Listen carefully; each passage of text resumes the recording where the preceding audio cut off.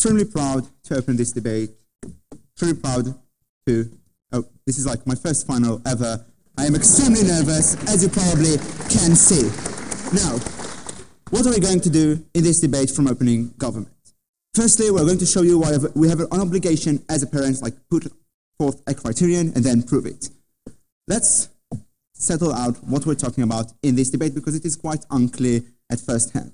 What do we mean by maximizing their potential? We mean that we will prioritize it over other things, including social life, including other subjects. We mean that we will actually push them towards it, otherwise it will be an unbalanced debate. This is what we mean by maximizing the potential of these children. We believe that these children have a particular talent to become happier in life through that route. We believe that if we show you that they are the happiest, if they go through this, and if they are maximizing their potential and become successful in it, we win the debate. Why do we believe that they have an obligation?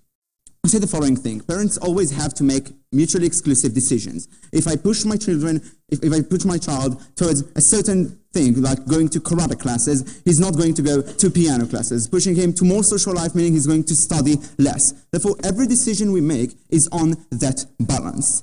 Why is it critical here? Because we have the information that that kid is probably going to be extremely successful when he becomes an artist, when he becomes a musician specifically. We say that therefore, because of the fact that we have this information, if we show you that we maximize his happiness and his successfulness through this route, we have an obligation as his parents, giving that information to push him towards there. So let's get into the serious stuff. Why do we believe he'll be the most successful there? Why do we believe he'll be the happiest there? If there are any clarifications, I'll take them. Great. Why I believe he'll be the most successful on the comparative in this thing.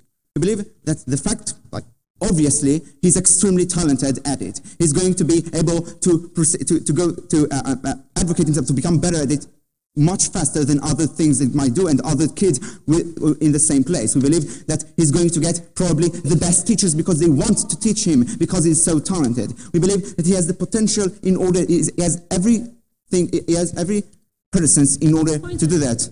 No, thank you. We believe that because of the fact that he's going to get our investment there, our support, because he's extremely talented at it, because he can actually become very successful with it, because we believe that he gets the best teachers because they want to study, because they can provide it to him, we believe that he's going to be extremely successful in it. They're going to tell us, well, you know, if you push children towards something, they're not going to become successful.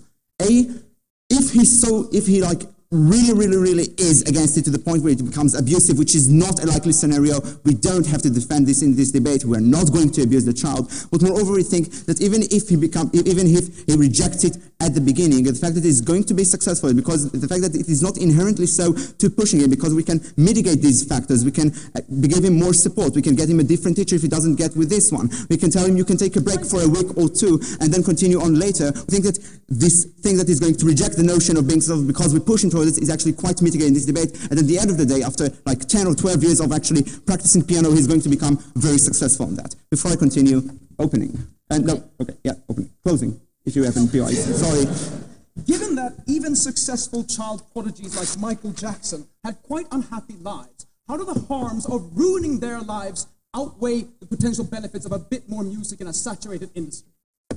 Well, we're going to show you that in our point, like why we think that on the balance is going to be the happiest there. We think that, for example, Michael Jackson is probably someone who had some other issues, maybe in other passages in life he would have been that unhappy as well. We don't think it is because of the fact that he went to the music industry. Moreover, the music industry, the pop industry is not the same as being a musical prodigy, and he's not inherently so therefore we have to reject that. Why will they become extremely happy?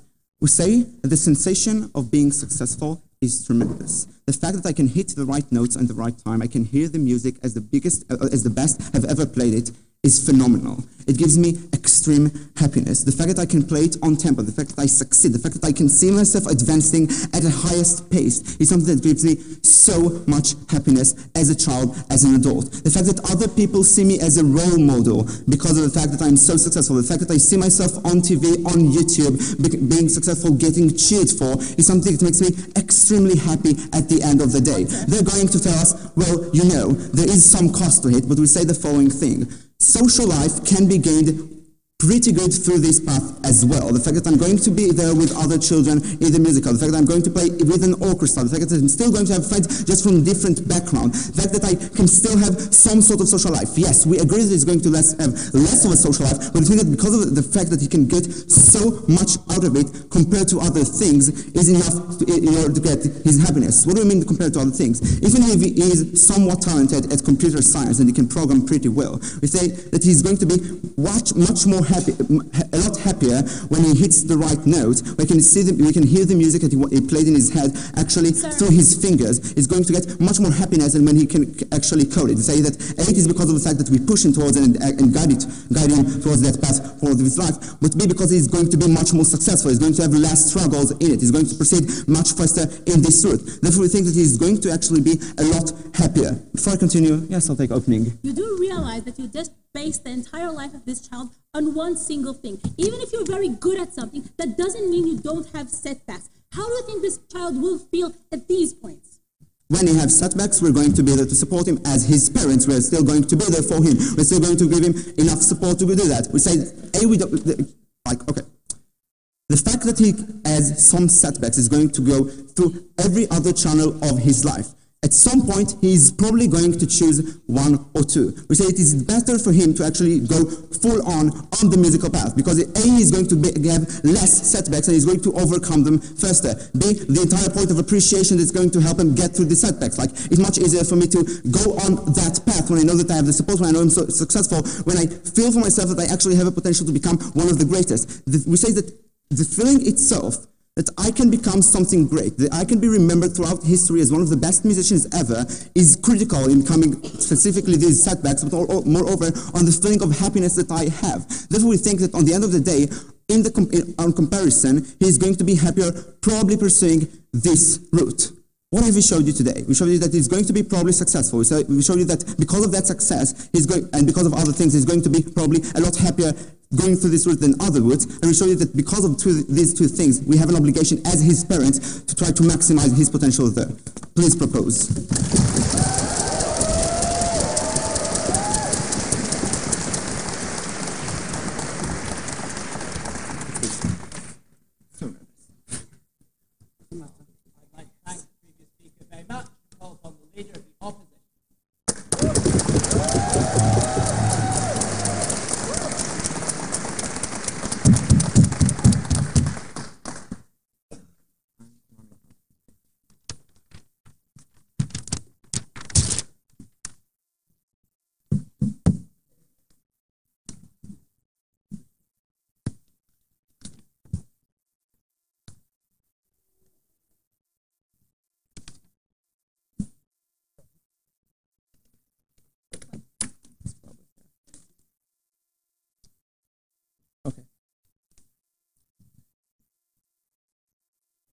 What we did not hear from side proposition is what exactly constitutes as an obligation of a parent, okay? Why they necessarily have to actively push the child to do something. We say what a parent needs to do is, first of all, give a child their basic needs, right, everything they need, and second of all, help them fulfill themselves, but be more happy in a general case. We think that they need to show why this is necessarily going to cause the child to be happier.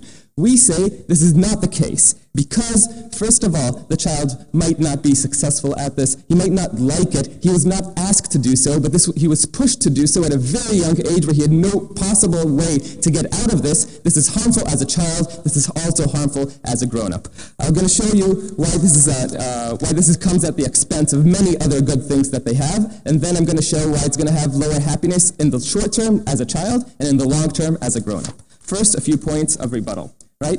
Oh, and again, something they need to show us not only, like in the framing part, not only do they need to show us that this is something that might happen to some kids. I mean, some children might be happier as musicians. They need to show us why this is an obligation, and why they're necessarily going to be happy, because we can concede that in some cases, we think this is actually the minority of cases, children might be happier, but they're going to be a lot worse off in many other cases. So, first point of rebuttal, when they say about future speculation that the child might be somebody who has like a legacy or something, we don't think that in most cases this is what happens. happens, even with child prodigies, the vast minority of the people actually become successful, and most of them are people we haven't heard of, right? That's also something that gives us a bias as parents, as on people in general, when we remember these people and we don't remember the vast majority who aren't. But even if they are prodigy, we don't think that it causes a person to be much, much more happier than other people. Actually, we think usually it's much less. The example that they gave when they were asked about Michael Jackson, they said maybe he had other issues. Well, maybe he did, but probably some of these issues were linked to the way he was raised as a child. Okay, they say he has pop music, but not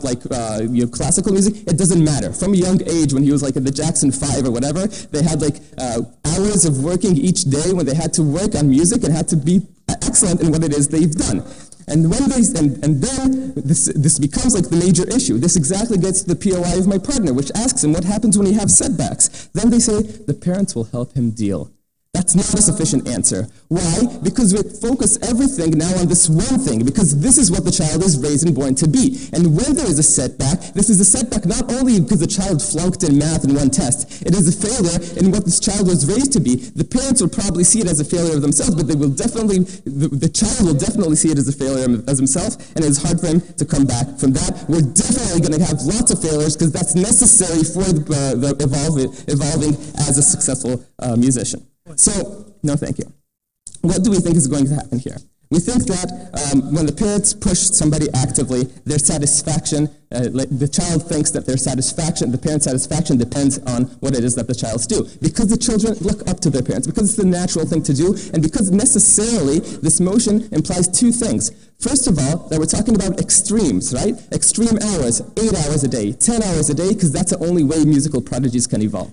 Second of all, we're talking about young age, because also, if you haven't done this at a young age, it is very, very not likely for you to become this prodigy, because other people have these opportunities, and it's very hard, even with, if you have, the most talent in the world, you need to have a lot of hard work to put into this. This means that when my parents think of this, they're very likely to see this as a failure and to project this onto me. But even if they don't see it as a failure, it is something that they will be projected as a child because they know that the parents push me to do it, right? It's just like the natural thing to see that when they're happy when I work and they're not happy when I don't. This means that there's a lot more chance of psychological damages in the short run, like anxiety and depression that we see much more prevalent in these prodigy musicians. This also caused me to be to have a lot more social disorders. When I'm in special school, when I'm always with people of these type, that means that these are the only people that I see, and my friends are only come into one sphere. Now, this is necessarily mutually exclusive with other things, like they said before, because time is limited, but also because there are lots of things I can't indulge in because either they have a lot of activity that they need to do. I mean, I'm probably not going to be a genius programmer when I'm doing other things all day, but also I can't play basketball with all my friends because my fingers might get hurt. What kind of pianist will I be if I sprain my wrist or something, right?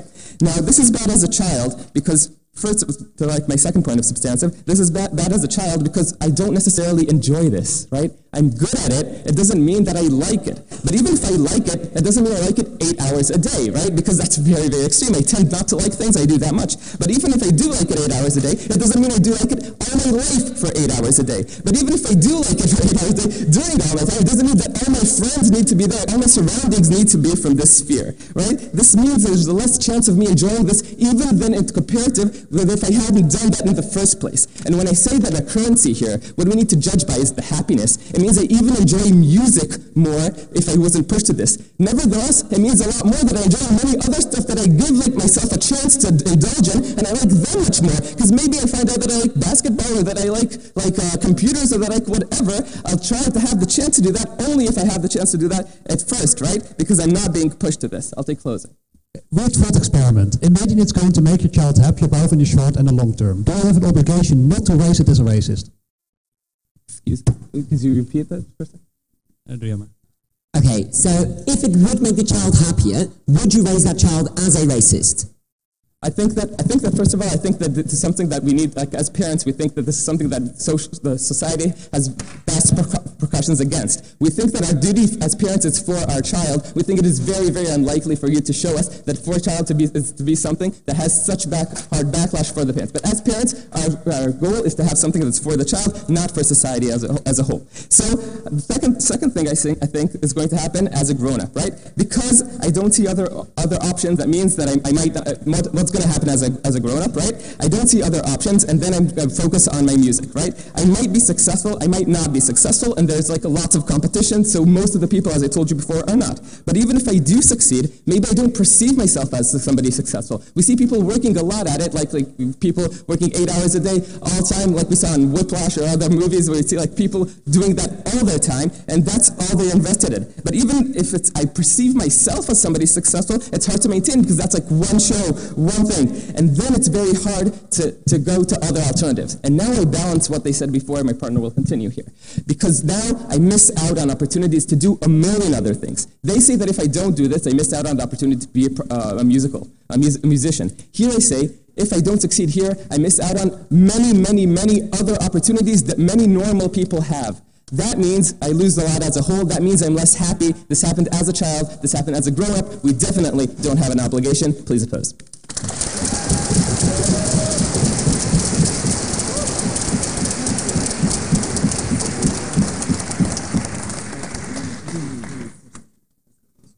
I'd like to thank the previous speaker very much and call upon the Deputy Prime Minister.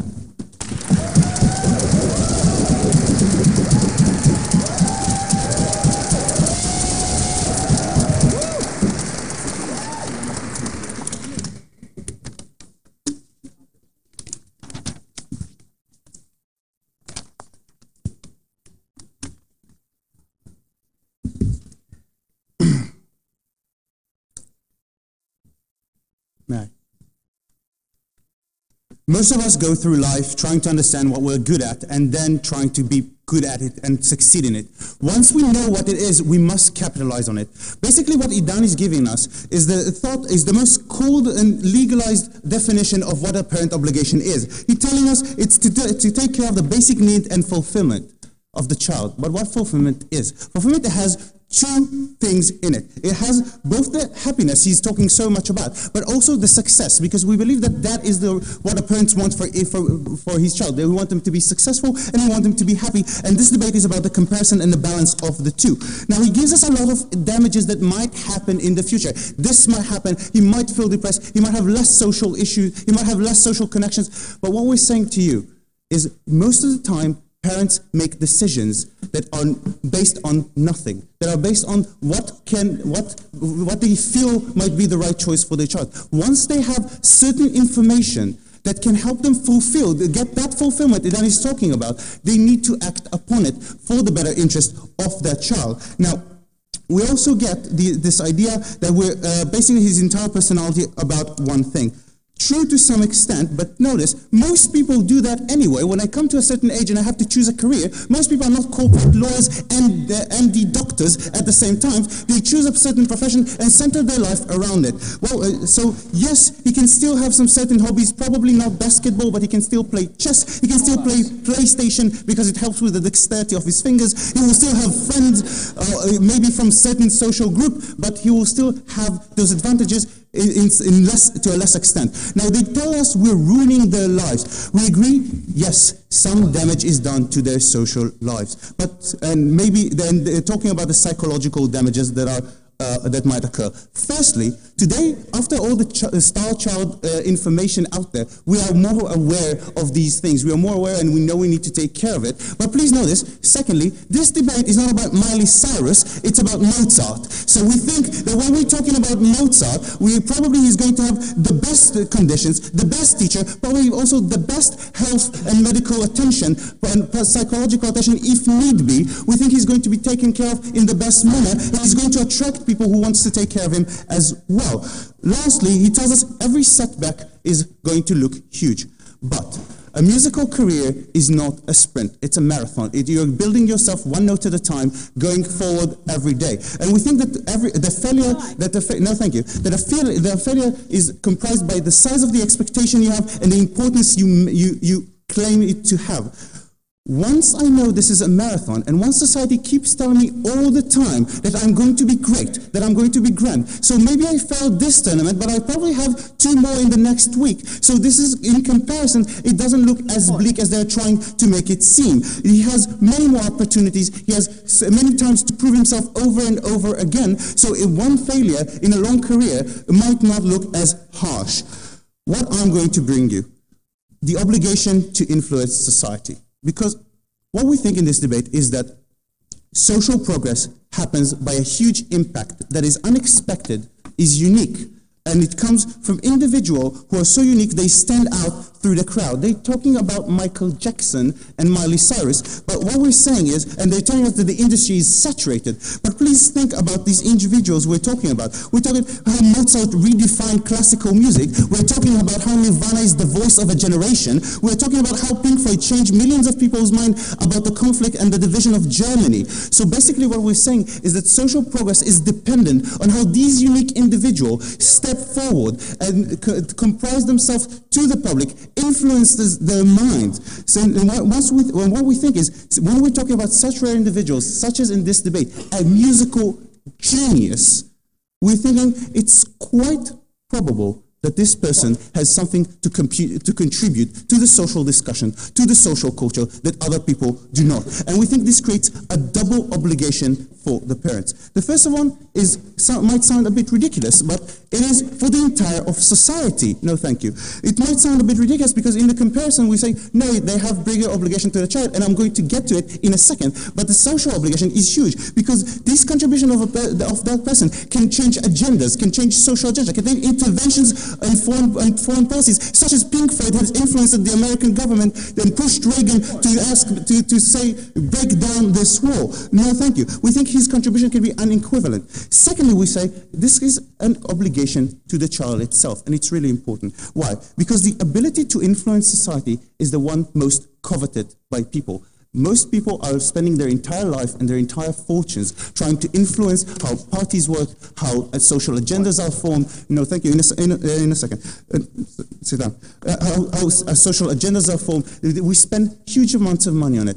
We think this child is in a unique position from the get-go to capitalize on his natural gifts and to influence society in a manner he sees fit to his own mind. We think he'll probably have something to contribute that others are not. Even if he doesn't have anything to contribute to the social agenda, he has the ability to touch people's life. And for him in itself, to know that you have touched people's lives, that your art has moved people, has made them change their mind about something, has touched a different individual, is a huge thing to know. It empowers you greatly. And I think that is the obligation they have. Before I go on, yes, first. Okay. Even if the child is somehow some huge success, but he will suffer from it, we prioritize the small child which has nobody else to look after and can't succeed alone on society that many people care for. First of all, not if. He's going to be a huge success. This is the comparison in this debate. He's a music genius. We believe that if he's a music genius, he's going to get the best conditions, he's going to get the best teachers. People would beg to work with him in order to be in the light of his success. Secondly, let's do the balance of these things. Yes, he's going to be a success. We got that one covered. Now let's deal with the comparison of happiness. Yes, his happiness is going to suffer to some extent. We are aware of this. What we think is that extent is not that large. Why? First of all, even if you're in a certain environment, I'm going to track back a sentence.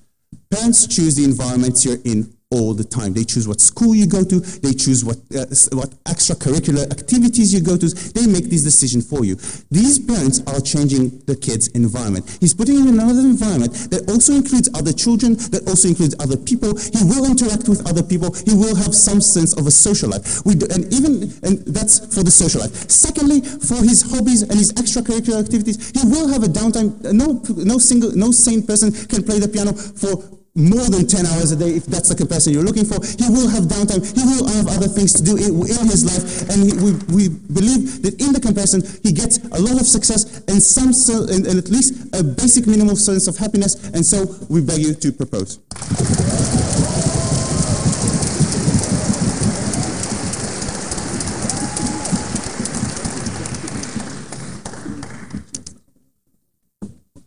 I'd like to thank the previous speaker very much and call upon the Deputy Leader of the Opposition.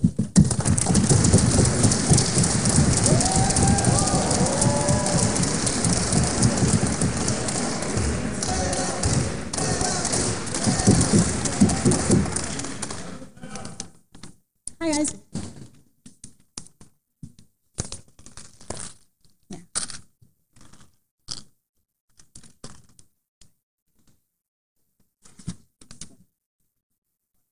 What?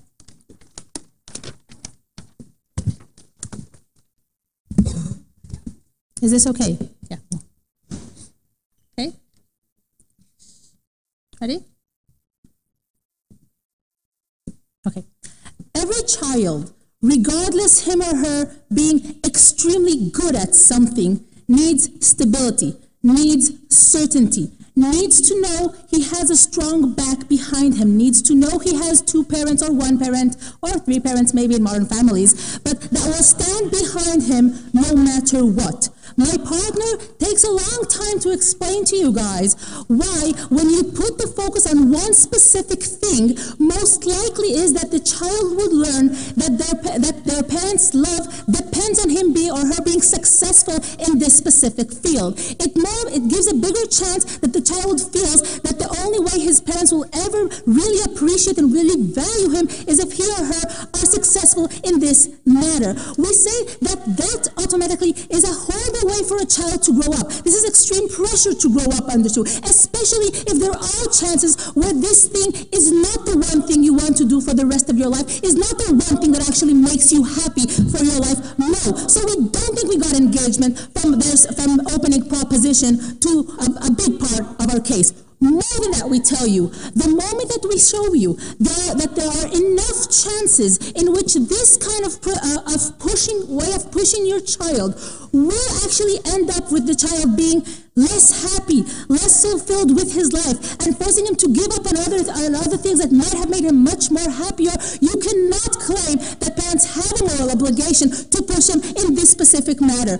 We tell you that this is first thing. Second thing, we hear this wonderful POI about education to racism. Well, let's make it clear when we talk about educating a child for him to be happy, it's not like without any strings attached with regards of basic social norms, right? Plus, let's make it clear that society has a necessity of people not being racist in order for us to live together. Society doesn't have a necessity of the child building up to his full potential in music, even if he will be just, okay, or just good musician, but not the full potential. It's still okay for society. You didn't prove. Well, I really want to see how can you prove something on that. Third thing, they agreed with us that the child's happiness is damaged to some extent under the motion. We think that that's bad as it is, and they probably lose on that alone. But we tell you more than that the obligation of parents can give up success if their child is happy. I don't have to have millions in my bank account in order to be happy. I don't have to be the best philosopher in the world in order to be happy. I just need to make sure I have fun in the classes that I go to for me to live a wonderful life. He tells us that parents operate on the sense of what they feel would be right for the child. But we tell you, parents can understand that these kinds of actions will probably have, or most likely have, bad consequences on their child, so they shouldn't do it. More than that, we tell you, parents can allow the child to pursue this music career. Parents can allow the child to take lessons, etc. That doesn't mean they have the obligation to push him to the full extent. Now, he says that in the future, children can change, right? They can choose to do other stuff, like when you choose not to learn law, then you're not going to be a chef or any other switch. But please notice something crucial in their case, because the moment that they tell you that they're going to prioritize this music career over anything else, my partner comes and tells you this means that this child is losing out on basic skills, on crucial social skills that will be necessary for him to actually change his occupation in the future. He will not have the connections necessary. He will not know how to find the connections necessary. He will not know how to operate in this different world, which is not the music world that they send him to. So it's harder on their side of the house. Last thing, very crucial, this whole idea about improving society. A, we never heard an explanation how exactly does music do this. B, please notice that most society doesn't really listen to classical music, which is what they said that this prodigy is going to work on, right? So you don't get a huge influence on your side. B, we tell you that, C, we tell you that's not the main consideration of the parent. The parent should not care about the entire society. The prioritization should be with the child because the child has only his parents to take care of him, unlike society, which you have a lot of people taking care of. Most people try to improve society. A, we don't think that's true. B, like we said, society has enough people. Let's talk more a little bit about failures, because if we take a look at reality today, we see that we have very successful people, whether it's in high tech, whether it's in music, for example, that although it seems that they're at the top of their world because they're the best in their field and people look up to them, we see them committing suicides. We see them running away to drugs. How does this happen? Don't think that this is like an extreme case. We think it's actually more likely if you look at all these musicians who die at the age of 27, right? It's not out of thin air. How exactly did this happen? Because all my security, all my sense of achievement, all my sense of happiness and confidence within myself depends on this specific issue. Now, it will necessarily happen that once in a while you will miss a tune and you will screw up one of the most important concerts of your life. It will happen that you will not get the leading part in a choir, in an orchestra, okay? When these things happen, we say that these kind of children that you raise up will be so crushed that their way to cope with this will necessarily be a sense of needing to run away, needing to escape, needing to find something that will make all this horrible pain go away. This is why we see so many musicians actually going to drugs. This is why we see them not being not actually integrated in society. Before I continue, opening. Most of the people you're talking about who committed suicide at the age of 27 have come into popularity without anyone actually watching over them, anyone actually taking care of them from a young age and making them a prodigy. Thank you. A, I totally disagree. B, we tell you that even if parents can somewhat help, although this still doesn't engage with my explanation about how the child feels about his parents, even if parents can help when he's a child, please remember that when we're adults, we don't have our parents so close to us, but at this point, we never actually got the skills or the ability to get a sense of security and confidence with ourselves from any other field. So at this point, people will not be able to come to this individual and tell them, you know what, it's okay if you screwed up one concert because you're still a great guy, you still have other things for yourself, because you don't have other things for yourself. You have one thing and you blew that up. We think that this is detrimental for the child. So at the bottom line, let's make it clear what we said for you from opening opposition. We proved to you that in order for something to be an obligation of parents towards their child, we need to make sure that this is something that will cause him happy, that will make him feel satisfied in like a 99.9% of the cases. We showed you why there's a huge chance of this child suffering. We showed you why this is a huge chance of this suffering not growing up to be as happy and as successful as he can be in other fields. That's why there's no obligation here. We beg you to oppose.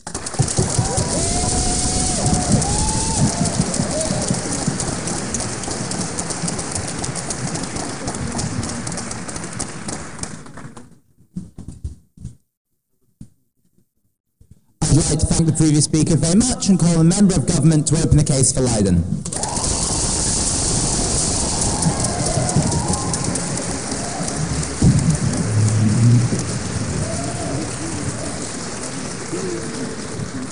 Before I start, I'm really sorry, but I made a promise. Happy birthday, Hannah.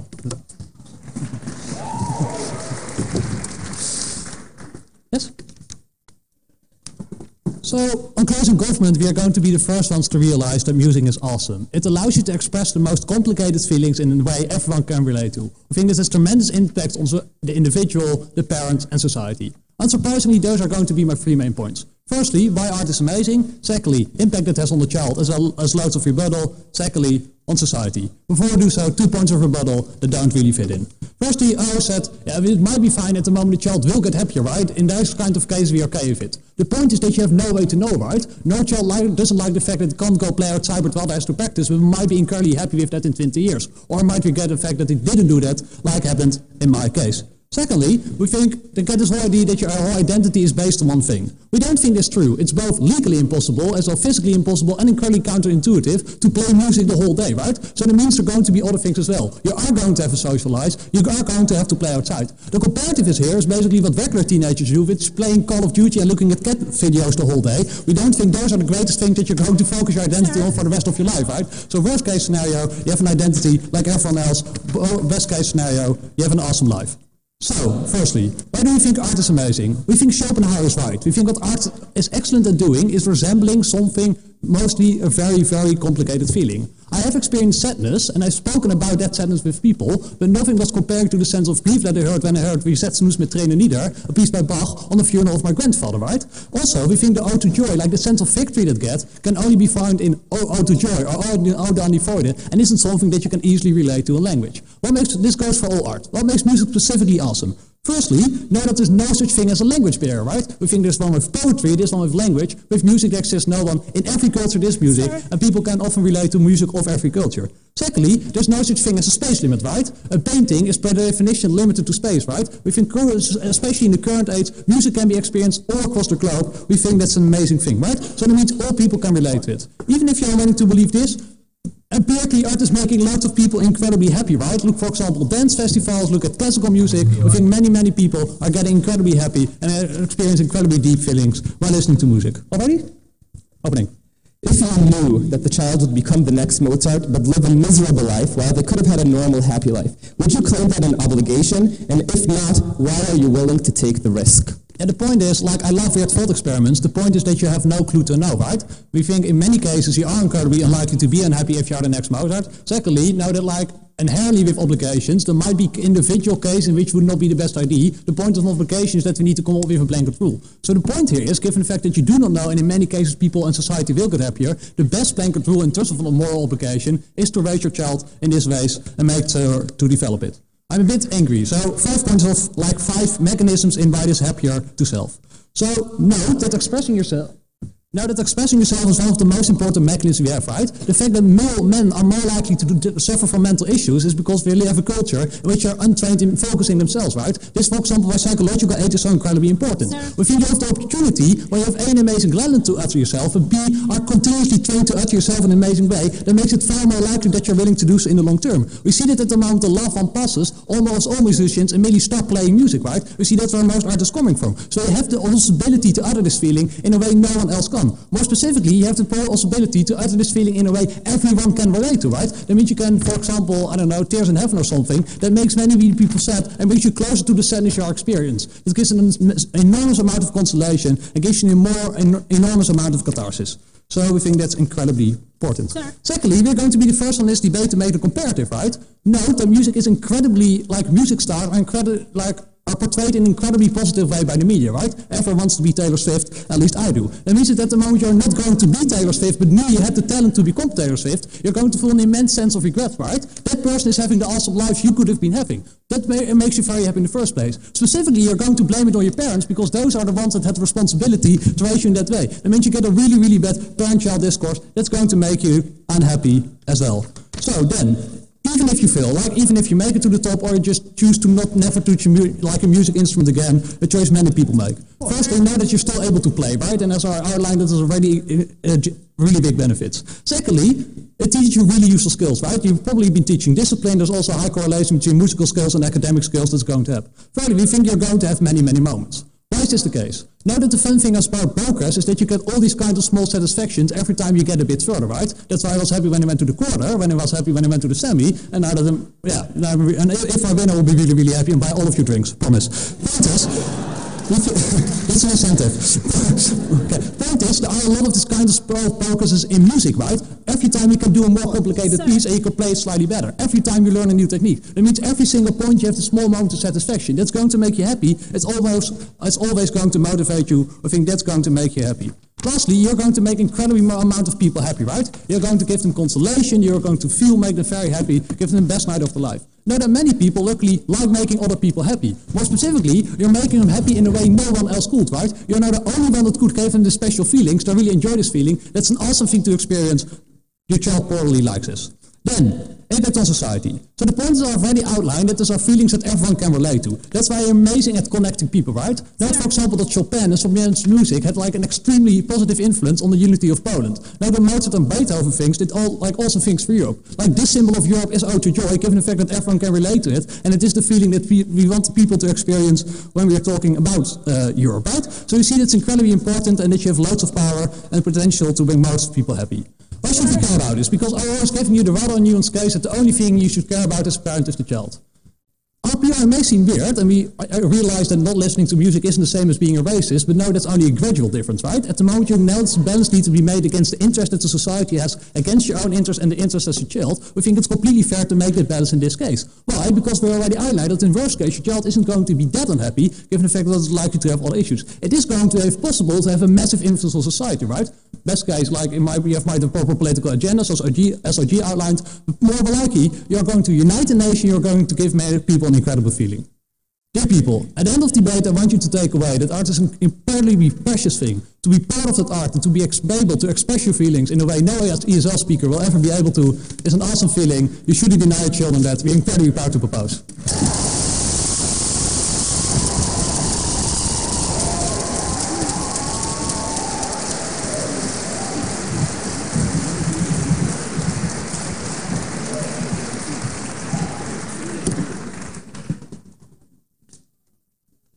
I'd like to thank the previous speaker very much and call upon the member of opposition to open the case for Stockholm.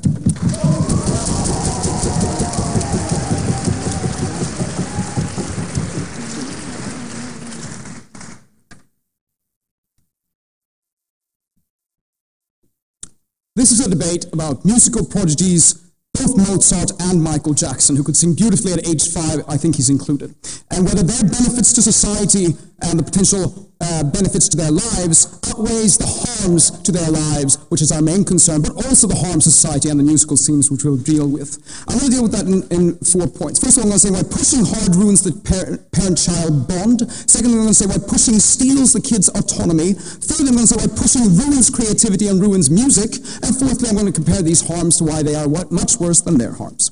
Before that, 4 points of rebuttal. So, opening governments say that we have an obligation to society and we have no choice in this. We don't think that's true. We don't think that's true no matter how much of a genius you are or a dumb person you are, right? We're not slaves to society. No, we usually are allowed to choose what we want to do with our lives. Even if we're really good at something, we can drop that and become, burger flipper at McDonald's if that's what we want to do. That's the type of society we want to have, right? And parents are not obligated to be slave drivers for this idea to make sure their kids become programmers or musicians or whatever in service to society instead of burger flippers if that's what their kids want to do. I'm going to talk more about parents in my first point. Secondly, they're saying that, you can have success and a good childhood. We don't think so. Success costs, specifically in the case of music, that's highly competitive, right? You can't do both. You can't play on the playground and practice 14 hours a day the type of music that you're supposed to become the best person at, right? We don't think that's true. Thirdly, they say, you get to express yourself. This is closing, saying that that's a major benefit for the kid. We don't think that's true because they were emotionally stunted, and I'll get into that in my first point, and then they won't be able to express themselves. And again, musically, they won't necessarily be expressing themselves when they express more likely their parents' wish of who they are, and thus they won't necessarily feel that joy. Fourthly, they're saying, well, what if your parent could make you a racist but happy? We don't think that's the debate. The debate here, if you want to take that analogy, is should the parents make you, if you seem to have the potential for it, the most non-racist person ever in the world, to go around the world, hold seminars on that, and make that life choice for you? Or should they say, no, you might be a bit more racist, you might not be the most tolerant person, you'll be okay though, and have a life of your own and a choice of your own? We think that falls on our side. Thank you. So, going into my first points.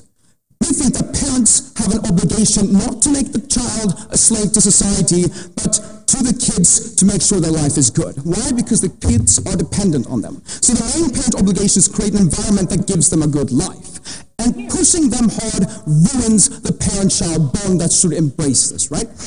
Why is that bond important? Well, we heard some stuff about that. You need safety and security. You need a good emotional bond. You need that unconditional love, and that shapes also your views of relationship later on in life, right? So why specifically does this pushing hurt that? Well, look at Michael Jackson. He's a good example. He was in the Jackson 5, was singing and touring at age 5, right? That is a massive, massive harm to his childhood and to how it develops relationship. Why? Because his trainer, which was his father, pushed him harshly, made sure that he realized that the first relationship he had to to his parent was a conditional one, based on how he acted, based on how he performed, right? And also a very harsh one, pushing him again and again, in not one field of, oh, I love you either way, but one saying you should do this for society, right? And fame then creates a bad lifestyle that continues on this push, and then pushing them more will get them this fame earlier and will make them less able to deal with it because they are not easily handling these relationships because they're emotionally stunted. Like, because everyone wants something from you, including your parents. And we don't think that children are the parents' toys to have mold as they see fit. Like, we think kids have the right to design their own life, which was my second point. And parents should help them in that, not reduce their choice in life, but increase them. And that's why we think parents should educate you and make you healthy, because they will give you more option. But this robs them of their choice. This brainwashes them because it makes them the only metric which they measure success, right? Is only measured on their music ability, and it also crowds out them enjoying and trying out other things, right? But beyond that, giving them fame will earlier hit will only put money and fame will create an environment that will stunt them. Why? Because they will, all of a sudden, if they are successful, if there are these projects as you took on, and you push them early to become successful quickly, right? The PR agents, the undersingers, this entire industry and the fans will put a massive pressure on you and to realize that this is the only life I can do, right? This is what I'm meant to be, the obligation they're talking about, right? All of a sudden, I have no choice as a kid because I've been told that this lifestyle is all that matters from everyone, from my parents to everyone else around me and the fans on the internet, all social media. And that's all that I know. This is not a free choice. It's not that I want to do this. This is the entire environment that removes this choice from them. So going into my third point then, why choice, even if we think it's all true, why choice then can ruin creativity and ruin music. Because in order to create good music, you need a lot of components, not just technical skills, but also to be able to express complex emotions, right? But because you don't have this relationship with your parents, it's easy to become emotionally stunted. Yes, I'll take closing. Yeah, so every choice your parent forces you to make inherently limits an infinite amount of other options. Why is this fundamentally different? So the point is, the parents should make those choices. It might limit your options right now, but create the plethora of options in the future, right? That's why you say you go to school and I have to choose which school to go to, but an education will give you more options in the future. That's a different type of limiting than this one. So what we're saying is that you need stability in life in order to let the important things sort themselves out, in order to realize what kind of story, what kind of self-expression you want to make in your music, to provide those narratives they talk about, to provide that amazing type of music we talk about. This emotionally stunts them and creates worse kind of music, and we're likely to burn out for all those reasons I've given. So we're less likely to have a person who in their 40s and 50s continues creating good music, but more likely the child prodigy that then goes down on a drain because they don't know what to say, they don't know it because they're in emotional turmoil. Right? So let's compare the harms on both sides. On their side, they're saying we have less music in the industry. Well, first of all, we want to say that music is important, but we have a massively saturated industry with a lot of music to choose from. I can go online and listen to music every day, new music every day, and there will still be new music to listen to at the end of my life. But we will also have less money, less music on their side, because they will stop the people who burn out, or they will stop the people because they hate to do so and because they're forced into it. But also we have worse music because we have less creativity, and that's stunting that, right? But beyond that, they're saying, we might also have harms on their side of bitterness, like I could have been good. But that's a wash, because it could have been good unless you burnt out, right? Which is the problem they have to deal with. But they also have to deal with having bitterness of a robbed childhood, of having emotional issues stuck into your adulthood, and not having the right to choose how to live your life. We think, let your kids be kids. Guide them, help them, encourage them, but don't steal their life, childhood. Don't make them robots in service and in slavery to society. No, let them be free to choose their own. Thank you.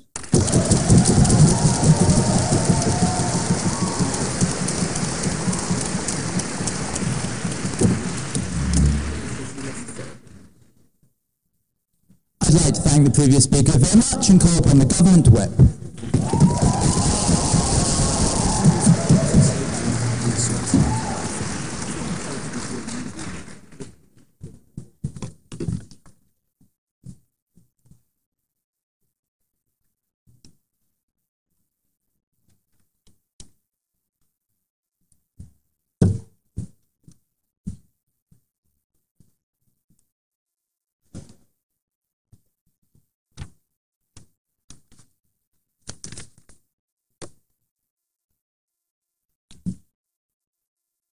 Dear audience, honourable panel, fun fact, Michael Jackson actually really kind of likes being pushed, because being pushed meant that he finally had something where he was better than his brothers, where he was better than his other siblings, and was finally able to do something that mattered for him.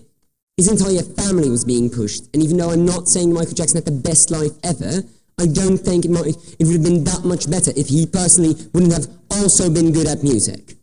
In my speech, I'm going to talk about the child, and why Rose won that debate, and I'm going to talk about society, and why Rose won and talked about that debate, and what's more important. So, one point of extraneous rebuttal, namely about the burnout idea, and that children are likely to be burned out. So, first thing, then you're not doing the maximum potential out of the kid, right? The moment when he burns out, you've obviously failed at getting the maximum potential out of that kid, so we don't think you have an obligation to make sure you do that. Second thing, well, I think there's probably lots more chances, no thank you, of getting psychological help, making sure you don't have that burnout, make sure that you can actually do go and play out for a while, once again, because you have that, because we want you to get the maximum potential out of that kid, and then that is much, much better without a burnout. So that's not part of the debate. Now, on children, right? And first half, OG explains to you really, really quite well how awesome it is to be a superstar. And yes, it is, right? You get lots of fun things, you get to have lots of attention, and you get to make many, many people happy. What Rua specifically added to that is say, well, you also get really, really happy because you bring people together, etc. But more importantly, even if you don't become the superstar, which OO definitely fears for, then it's still better to have been pushed than never to have been pushed at all. Why? Because you wouldn't have known you wouldn't become a superstar, right? You think the moment when you are 18, well, if my parents had pushed me, I had the same kinds of abilities, I would have been awesome. I would have had all of that money, I would have all of those drugs, if you like that, I would have done an incredibly good life. But my parents didn't push me, and therefore I am not a superstar, and that is their fault. Two things out of that.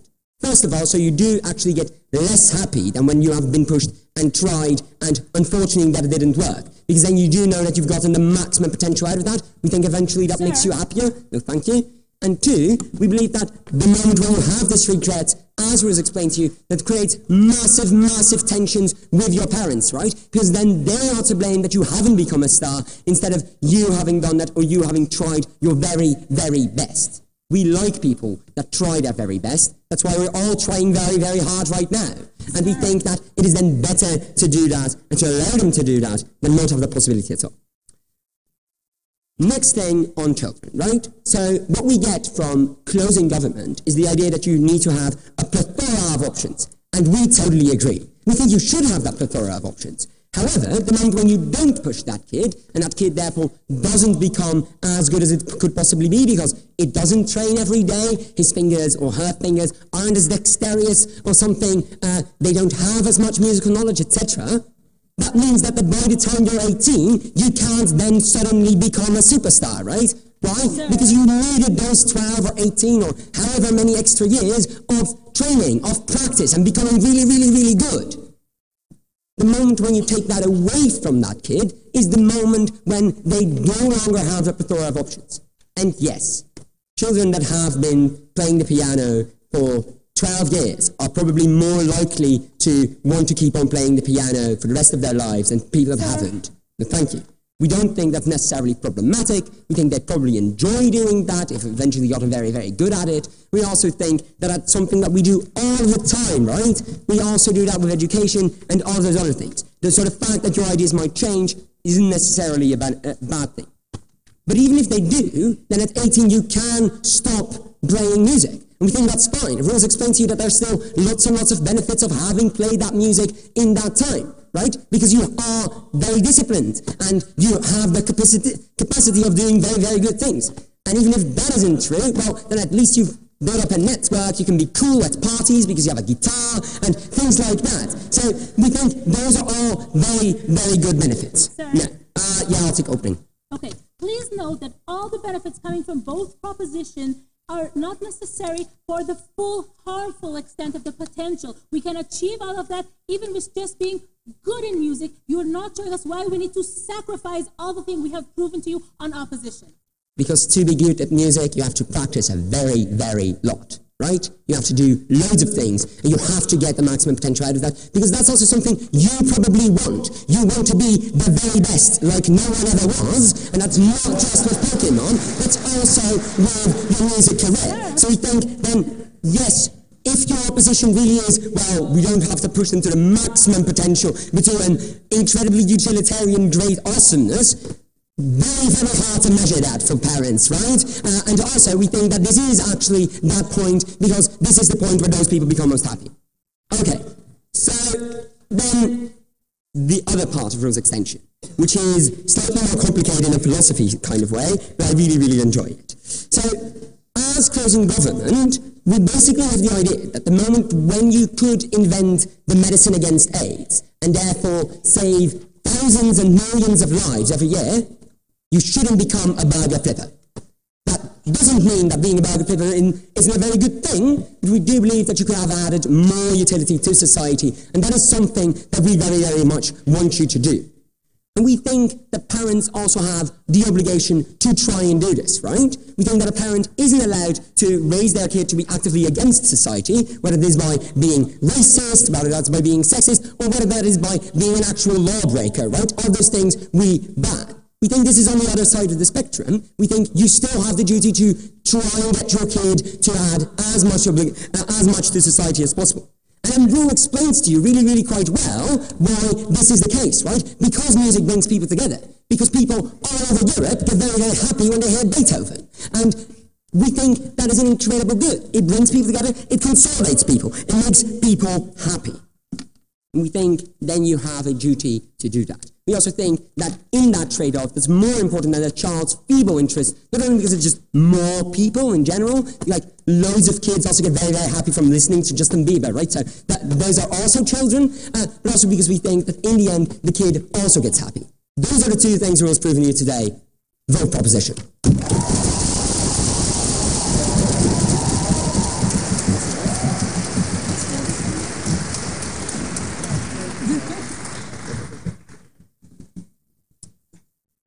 I'd like to thank the previous speaker very much and call upon the opposition whip to summate the debate.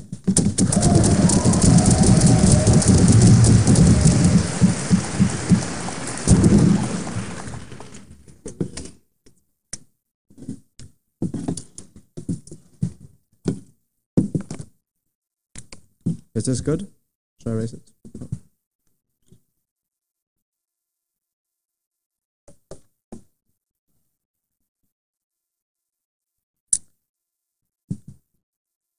Thank you. I'm going to sum this up on three clashes. Firstly, what a parent's obligation to the children are. Secondly, how you get happiness. And third, I'm going to talk about the many harms to the child that comes out of this.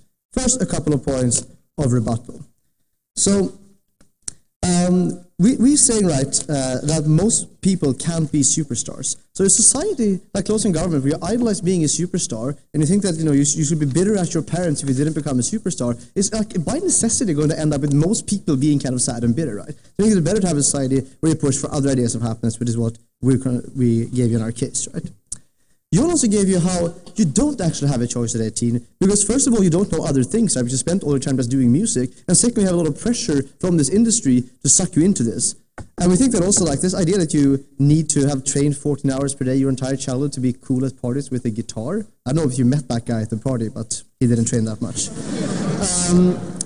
Finally, thing also, like, if government whip is correct in saying that it's hard to measure, exactly what this is and how much to push, that's exactly why you have the risk of over-pushing, like Johan gave you, right, where you burn out. So we think that harm is still there. No, thank you. And so, going to like the first clash point, so we said that generally the obligation is to give your kid a happy, fulfilling life. We think the opening government seem to concede that in their opening speech as well, right? We think that is not to maximize society's welfare. And we think especially like this is true when like the harms aren't as big or the benefits aren't as big as it is in this case, but I'll get to that in a sec. We think it's important for kids growing up, having some security in that there's someone who loves you unconditionally. We think that's what makes a parent-child relationship unique, right? Because most other people, friends, romantic partners, and so on, will probably leave you eventually if you're too much of a fuck-up. But your parents supposedly, always have your back, right? It doesn't matter if you mess up your life, you make big mistakes. I think it's a very important source of self-esteem for someone growing up, knowing that there is at least one person or two people maybe who actually love you no matter what. Well, that's something that is very like fundamental to your happiness. So we say that that's like something that matters. And this is also even more true when societal benefits are marginal. And we think they are in this case. Like closing government's entire case hinges on these benefits being enormous. So there are plenty of like reasons why that's not true. First of all, we think like many are going to like become musicians anyway, right? This debate is specifically about the people that you need to push hard in order for them to maximize their talent. I mean, a lot of kids probably are going to love their music and do it anyway, right? We get that on our side of the house as well. Secondly, we say that, like, you know, music isn't actually that great. Like, it's nice to have music, sure, but I think in comparison, like, we think it's sufficient for us to have, like, one kid who ends up killing themselves or something, for that to be, like, by far outweighing having, you know, more nice funeral music. We think we have plenty of music, as my partner already gave you, already in the status quo. We think we're fine with having that. Like, we already have all the music that they're so happy about, right? But Johan also gave you how music is about creativity, right? And creativity isn't about robotic drilling. We think that like you need some freedom and being used to making choices to achieve creativity and make all this like really amazing music, right? And this is like what we get. So we get from open government initially, they say that music changes lives. I think there's a fundamental weird flaw in all the government's like characterization of musicians. Because on one hand, they talk about sort of classic musicians who train every day to become violinists. And like, that's great, but I don't think like Yo-Yo Ma is changing lives, so like, you know, sending important social messages. Those people they're learning music that was written hundreds of years ago, and they're just playing it. And that's nice and all, but it doesn't really change society. The kind of people you talk about, like pop stars, you know, John Lennon or whatever, they didn't spend their entire day, their entire childhood learning music, but you don't have to do that to become that person. The Beatles didn't even know how to read music. Like, the characterization of these people is just, like, not true. Maybe we can get, like, all this creative, great, life-changing music on our side just as well, but you don't need to have parents pushing you to become that person. Okay, so secondly, government wants us to believe that, like, success breeds happiness. And first we see this empirically, that obviously not true. Because a lot of successful people, like, are really depressed, and many of them kill themselves and so on. I mean, that's, like, clearly something that is true already, right? I think, like, you know, people like Kurt Cobain and so on, right? I think like lack of creativity, furthermore, can be quite sort of harmful, because music isn't something that sort of robots do. It requires like some kind of, you know, like freedom and so on. And then life as a celebrity also involves like a lot of pressure. It's quite weird social context where you're constantly surrounded by people you don't know who think they know you. You have stalkers. You have like all these crazy fans. You have all these like people who are just friends with you because you're famous. It's like a weird thing to be at, and I think that you're quite unlikely to be sort of happy in that setting. Thirdly then, what are the harms here? So we said opposition tells us harms coming from kids wanting something else very actively, or like from sort of the depression they'll get when they do badly. But Johan gave you a lot of strong analysis on why it's harmful, even in their best case, when people get really successful, right? And we also tied it into why it affects you specifically when you get successful. So what is this? So first of all, we said that it robs them of their autonomy, right? And being not used to make choices. Which is why like they get stunted emotionally and don't really grow up. Most of letters are filled with like fart jokes, because he was still kind of like a 5-year-old even at 35 when he died poor and alone. So we think like the idea that that's better than Anna Nicole Smith is not very convincing either. And what else do we have, right? Yeah, I'll take over. Many decisions parents do make their kids unhappy. Once a parent has an exact knowledge on how to advance his kids to immense success, while able to anticipate and mitigate the harms known from all your popular previous example, he must enact. That's a common misconception, actually. In fact, what is true here is that parents have an obligation to empower their children to make good life choices and lead a happy life. And I'm going to get to like why this doesn't come out right now. So we said like, when you're not empowered by making choices, you don't learn to mature. Like by definition, emotion pushes people to do something against their will. I think an important part of growing up and being able to be happy is learning that I'm making choices for myself and I have to take responsibility for these choices. I think that if you always push, your parents are always bossing you around your entire childhood, you don't learn that and you don't become like a proper grown-up person. But then we also gave you like how this crowds out hobbies, right, and your social life. And this is especially problematic because life as a celebrity isn't normal anyway, right? So when you spend your childhood not making many friends because you always had to like do your music practice, and then you grow up and become a star, and everyone around you just kind of like is your fan and likes you because you're successful, we think that you're never likely to form proper social bonds and, you know, be able to self-actualize and be happy in all those nice things, right?